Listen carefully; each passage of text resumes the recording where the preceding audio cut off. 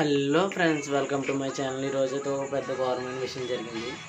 Pregnant మాలి friends, full pregnant 2 డేస్లో పెట్టేద్ది అనుకున్నాను ఫ్రెండ్స్. పిల్లలు చనిపోయింది. ఇది అయితే ఒక జబ్బు అయితే వస్తుంది. ఇది అయితే స్పీడ్ ఎలాగనుకుంటున్నారు, ఈ చేపలు ఎలా మూవ్ అవ్వాలంటే బయటకు మూవ్ అవుతుంది చూడండి ఫ్రెండ్స్. ఎంత స్పీడ్గా ఈత కొడుతున్నట్టు తిరగట్లేదు. ఇది చూడండి, బయట దాని తోక తిరుగుతుంది చూసారు. అలా తిరగకూడదు.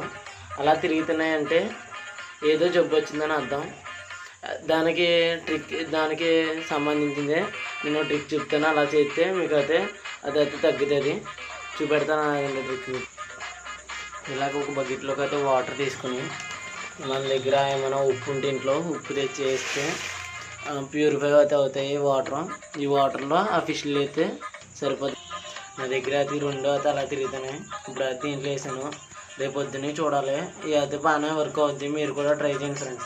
ఏమన్నా జరగలేదంటే నాకు కామెంట్ చేయండి, నేను చెప్తాను. ఇంకా ట్రిక్స్ ఉన్నాయి నా దగ్గర చాలా. Boy friends.